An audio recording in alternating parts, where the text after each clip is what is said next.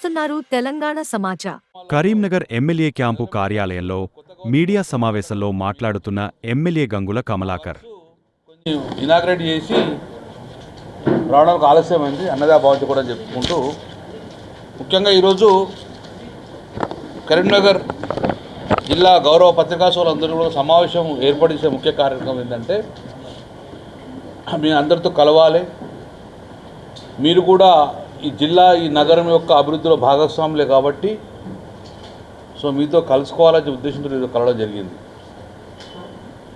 2014 నుంచి 2023 వరకు బీఆర్ఎస్ ప్రభుత్వం ఉండే. కేసీఆర్ గారి ప్రభుత్వంలో 5 సంవత్సరాలు నేను మంత్రిగా 5 సంవత్సరాలు ఎమ్మెల్యేగా ఉన్నా కూడా ప్రతి బడ్జెట్లో కరీంనగర్ నగరం అని పేరు లేనిది ఏ బడ్జెట్ చూడలేని. కరీంనగర్ నగరము, కరీంనగర్ జిల్లా సంబంధించిన ఏదో ఒక అంశము ప్రతి బడ్జెట్లో మెన్షన్ అవుతుండే. ఎగ్జాంపుల్, బడ్జెట్లో పెట్టిన వర్క్స్ చెప్తాను నేను. బడ్జెట్లో పెట్టేటి కరీంనగర్ నగరానికి సీఎం అసిస్టెన్స్ 100 కోట్లు 100 కోట్లు 100 కోట్లు 50 కోట్లు ఇట్లా ప్రతి బడ్జెట్లో పెట్టి సుమారు కరీంనగర్ నగరానికి 350 కోట్ల రూపాయలు సీఎం అసిస్టెన్స్ కింద తీసుకురావడం జరిగింది. ఒకసారి 100 కోట్ల బడ్జెట్లో, ఒకసారి 100 కోట్ల బడ్జెట్లో, ఒకసారి 100 కోట్ల బడ్జెట్లో, ఒకసారి 47 కోట్లు, ఒకసారి 3 కోట్లు. 350 కోట్లు కేవలము సీఎం అసిస్టెన్స్ నిధులు కరీంనగర్ నగరానికి మనం బడ్జెట్లో కేటాయించి నిధులు కేటాయించుకొని పనులు చేయించుకునే పరిస్థితి కూడా తీసుకొచ్చినాం. ఆ 350 కోట్ల పనులు జరుగుతూ ఉండగా ఎలక్షన్ రావడము 2023 డిసెంబర్ వరకు కూడా ఈ పనులు జరిగినాయి. 2000 ఎప్పుడైతే కొత్త గవర్నమెంట్ స్టార్ట్ అయిందో 14 నెలల నుంచి నేను మొదలుపెట్టిన సీఎం అసిస్టెన్స్ పనులు 0. ఒక్కటి కూడా ఇంతవరకు అడిషనల్ శాంక్షన్ తేలేదు. ఉన్న పనులు కూడా ఎక్కడెక్కడే ఆగిపోయినాయి.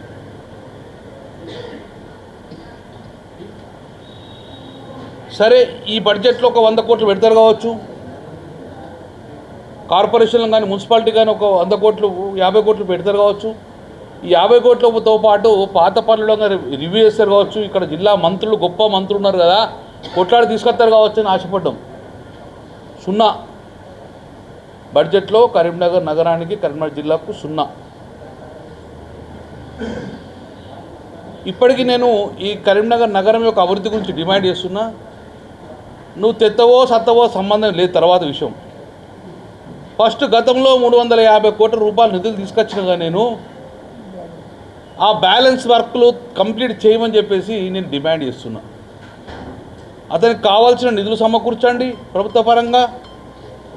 అది ఇమ్మీడియట్గా ప్రభుత్వం యొక్క పెద్దలను తీసుకొచ్చుకోండి. Karimnagar collector, Karimnagar municipal commissioner, ఇక్కడ ఉన్న జిల్లా మంత్రులను ఉంటే లేకుంటే ఎమ్మెల్యేలు ఉంటే ఒక రివ్యూ చేయండి.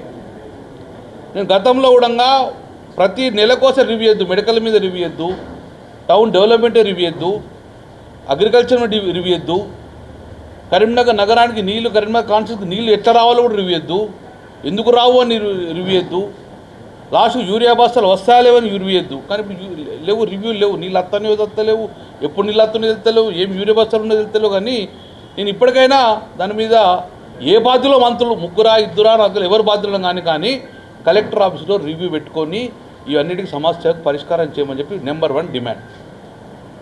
నెంబర్ 2,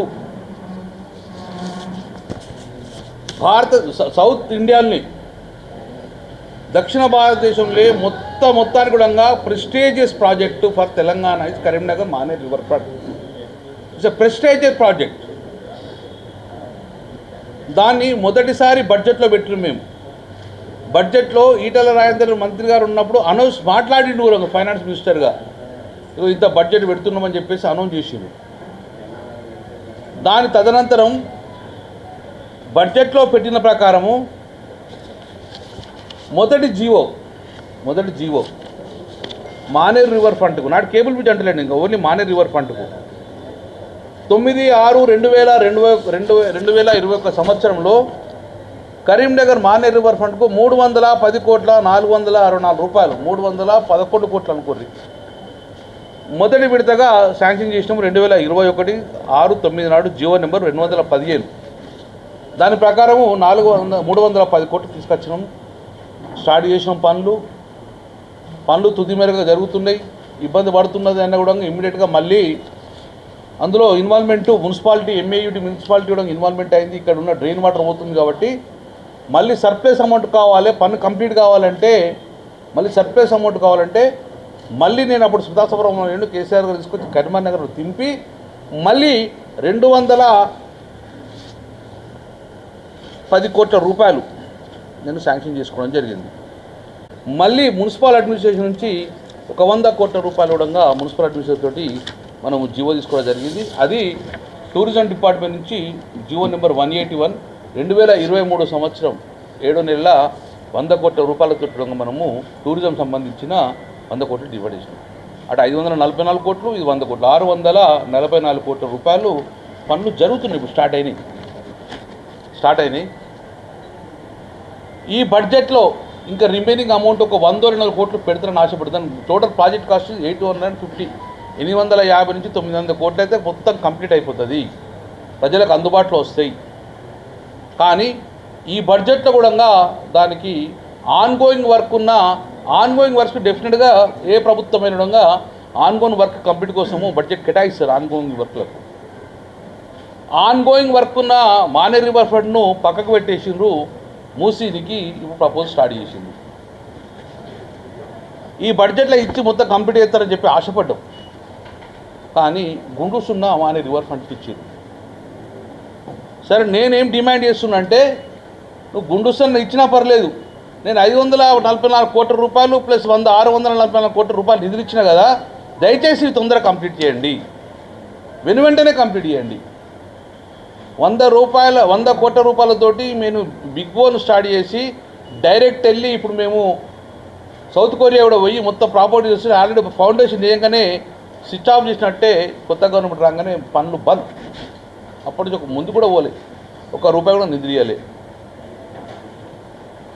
సో నేను డిమాండింగ్, నువ్వు కొత్త బడ్జెట్లో పైసలు తీసుకురావా తర్వాత విషయం. 614 కోట్ల రూపాయల నిధులు ఎలాంటి ఆటంకం లేకుండా పనులు కంప్లీట్ చేయాలని చెప్పేసి ప్రధానమైన డిమాండ్ కరీంనగర్ నగరం ఎమ్మెల్యే తప్ప బీఆర్ఎస్ పక్షాన డిమాండ్ చేస్తున్నాను. ఈ జీవోలు కూడా మీకు ఇస్తా. నెంబర్ 3,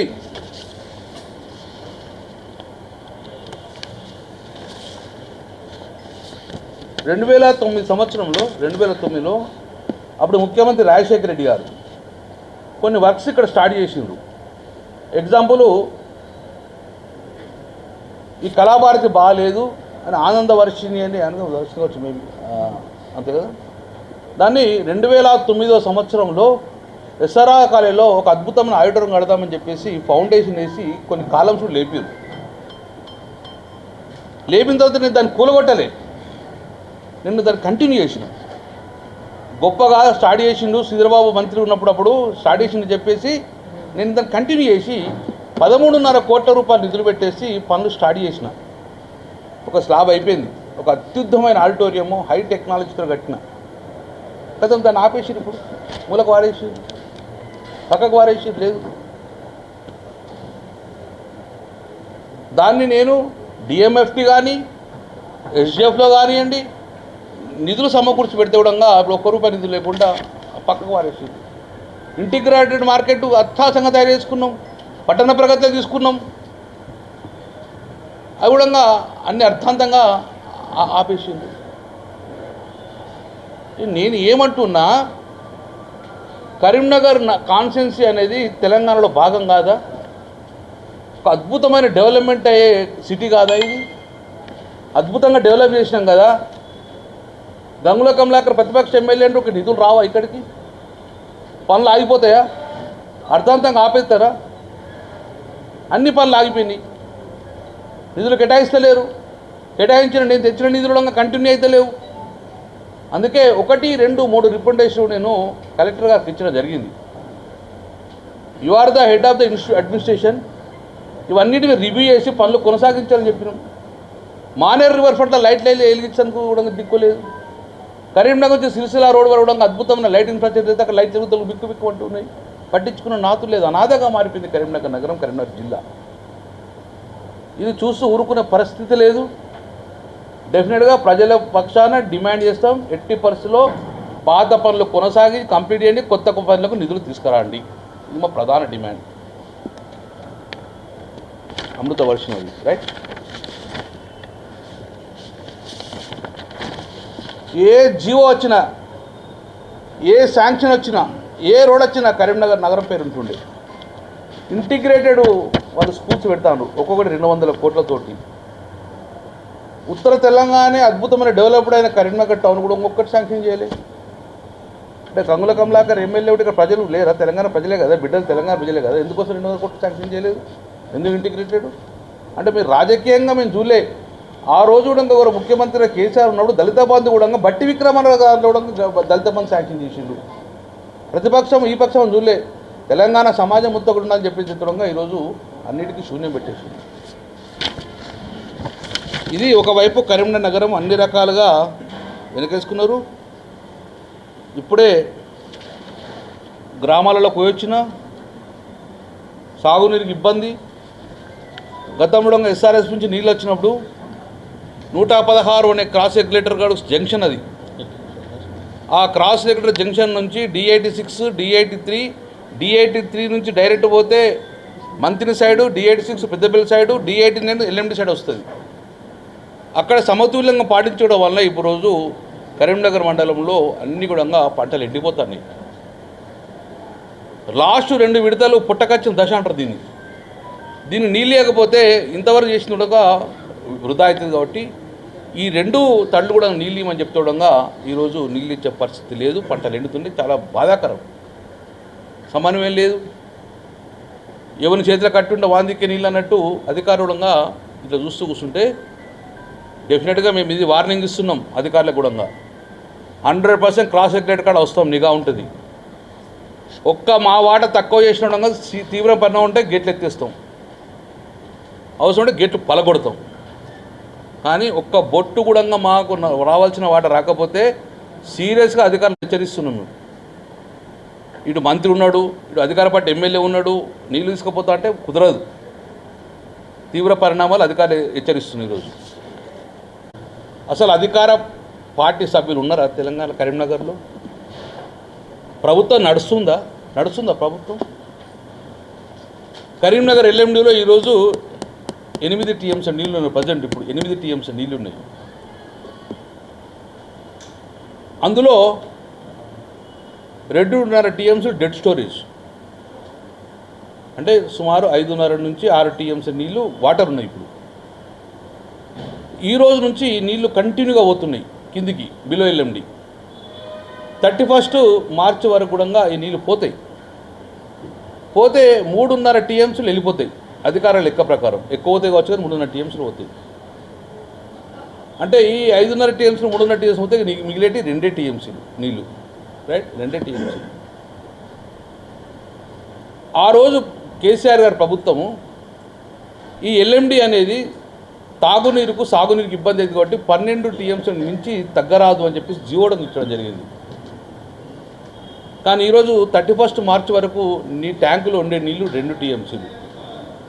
గత 3 రోజుల నుంచి కరీంనగర్ కార్పొరేషన్లో బూస్టర్స్ ఆన్ చేసిండ్రు. 8 TMS కింద వస్తే బూస్టర్స్ ఆన్ అయిపోతాయి. 5 TMS రాగానే మడ్డి వాటర్ వస్తుంది.